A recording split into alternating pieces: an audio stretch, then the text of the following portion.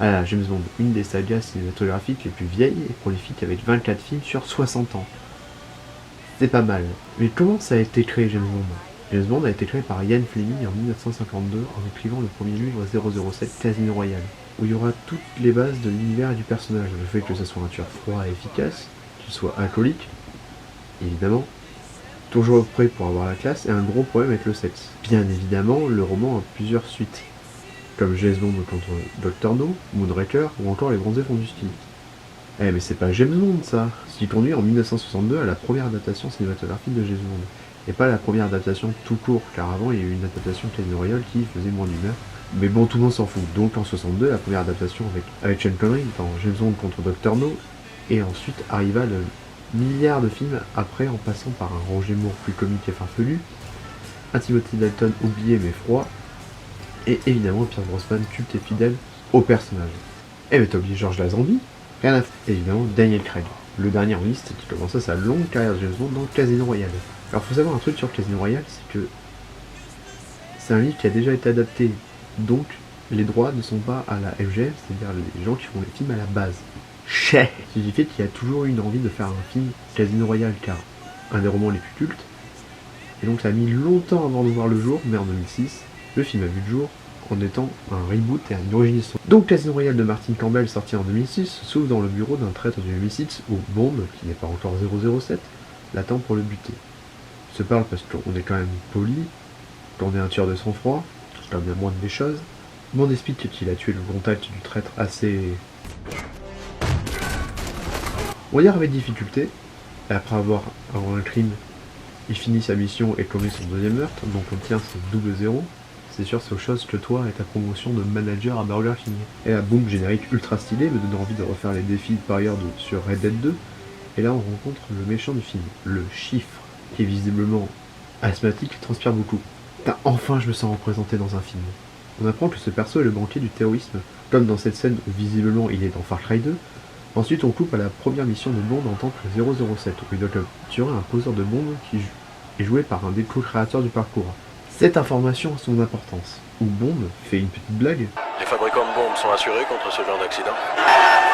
Je rêve d'une bande, tout ça. Où il assiste à un merveilleux combat de Mangouste contre Cobra qui me rappelle mes plus belles années au collège public. Et tout à coup, le terroriste reçoit un mystérieux message sur son magnifique portable qui sent bien le appelle le 3434 pour savoir si ton système encore. Sauf que le partenaire de Bond est un gros con, se fait repérer et donc tout le monde fuit, dont le fameux poseur de bombes.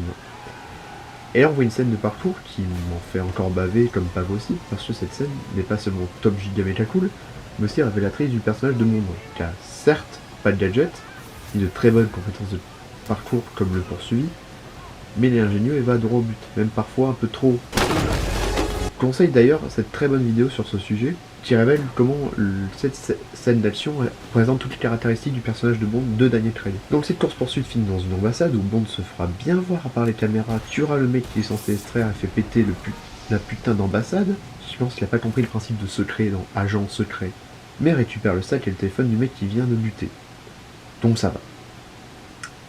Je suppose. Retour sur le chiffre, on démontre ses capacités de poker mathématicien hors pair, mais aussi qu'il lit LCI, et qu'il est impitoyable avec les gens avec lesquels il joue. Pas très bon joueur. Là on retrouve Judi Dench, accoutumé au rôle de M, car c'était aussi la M de Pierce Brosnan, et là on va voir que Bond est extrêmement tête brûlée, car il perd l'ordinateur de la boss du MI6, ça c'est couillu, et extrêmement insolent avec elle. Quand sa boss l'engueule, parce qu'il a foiré sa mission et fait péter en d'autres une ambassade, n'est pas ouf en tant que première mission, mais M comprend Bond et lui donne le conseil de ne plus être un Arolan super bourrin. Donc Bond part en vacances et va dans un hôtel où il va surtout enquêter. Le rêve du patronat, le travail même pendant les vacances. Et là il découvre que le mec qui a envoyé le message au poseur de Bond est en fait un gros connard qui a une Aston Martin. Ça tombe bien, on est dans un film de Bond. Qui perd au poker face à Bond. Bond, en plus de prendre sa voiture, il prend aussi sa femme. Parce que pourquoi pas. Il va donc utiliser la femme de Dimitrios, c'est le mec qui s'est fait dépouiller sa voiture, et sa femme du coup. Faut savoir que Dimitrios part à Miami pour orchestrer un petit attentat de rien du tout dans un aéroport, que Bond arrive à empêcher dans une scène d'action très cool, que cette fois-ci, avec que déjà c'est quand même très inspiré de Jason Bourne, et que la menace dans ce film Bond est réaliste, donc autant plus effrayante.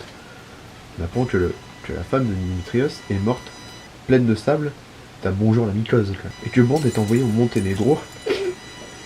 Et non, je ne ferai pas de blague. Donc au Monténégro, on fait la connaissance de Vesper, qui aidera Bond à jouer au casino contre le chiffre pour le ruiner et l'arrêter. Et pourquoi pas directement l'arrêter, sachant qu'ils ont des preuves qui l'incriminent? Ouais, sinon il n'y aurait pas de film. Et ça serait con. Et là, je vais passer, mais grossièrement, on apprend que Bond commence à tomber amoureux de Vesper, et c'est réciproque, et que le chiffre a organisé cette partie de poker pour se refaire car il est pris à la gorge. Il doit rembourser ce qu'il doit. Mais ça, c'est ça qui est cool avec le chiffre, c'est que c'est un méchant. Il est méchant parce que il est obligé de l'être. Sinon, il meurt. Et ça, on n'a jamais eu de méchant comme ça. Par exemple, la fameuse scène où il frappe les couilles de Bond avec une corde dans un entrepôt humide et sale. Longue histoire. Longue histoire.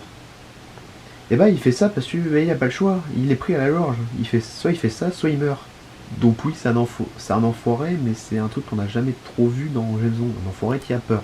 Bon bref. En fait, Bond, quand il s'est fait kidnapper, frapper dans les couilles du coup, il s'est fait trahir par Martis. Le personnage qu'on a vu un peu plus tôt dans le film, et qui a une gueule qui fait bien film transporteur des années 2000. Donc après que la mission soit un grand succès, et après ça te fait frapper les couilles, Bond vit pépère avec Vesper, mais un jour à Venise, qui faisait le tour du monde, Vesper a un comportement bizarre. Donc Bond la suit et apprend qu'elle a trahi, donc ce qui conduit à un bâtiment qui leur tombe sur la gueule, où Vesper meurt en donnant un dernier signe d'amour à ce dernier, le Sun. Mais après tout ça, Bond remonte la piste des patrons du chiffre, et donc de Vesper, parce que Vesper était une traîtresse, en reprenant du service. Parce que oui, il avait arrêté sa carrière d'agent, il voulait vivre pépère, en devenant le bon component, tous, et c'est la fin de Casino Royale. Alors pourquoi je trouve que ce film est génial? Parce que déjà c'est un super bon film, que ce soit la réalisation, l'écriture, la lumière, le jeu des acteurs, etc., mais aussi, surtout car c'est une superbe réinvention d'un personnage qui avait à l'époque un peu plus de 40 ans. Et ça, bah, c'est fort. Le fait grâce notamment au contexte de la sortie du film, c'est-à-dire post-Batman Begins et post-11 septembre, ces deux éléments font en sorte que le film est très réaliste, sombre et terre à terre. Là, Bond combat le terrorisme et pas des mecs avec des dents en métal, ce qui donne à cet univers une vraisemblance très cool. Et puis il y a aussi le côté origin story, ce qui déconstruit le personnage, en se posant qu'est-ce qui fait que Bond soit si froid et enfermé, pourquoi il a été trahi, pourquoi Bond est froid et réfléchi, parce qu'il était sanguin et bourrin et ça lui apportait que des gros problèmes. Surtout comment Bond est devenu Bond, et un Bond réaliste, car très honnêtement, je crois que plus que le Bond de Craig fait plus tueur à gage brutal post-11 septembre que d'autres Bond. C'est ce qu'on reproche au Bond de Craig justement, que ce soit un gros bourrin. Ce que je peux comprendre. Mais dans un monde là, dans ce contexte-là, post-11 septembre, très réaliste terre à terre, je vois plus un Daniel Craig comme agent secret qu'un Roger Moore. Et c'est pour toutes ces raisons que j'adore Casino Royale, parce que ça propose une réinvention du personnage, une relecture du personnage qui est très intéressante. En plus d'être un très très bon film, allez le voir. Regardez-le, il est trop cool.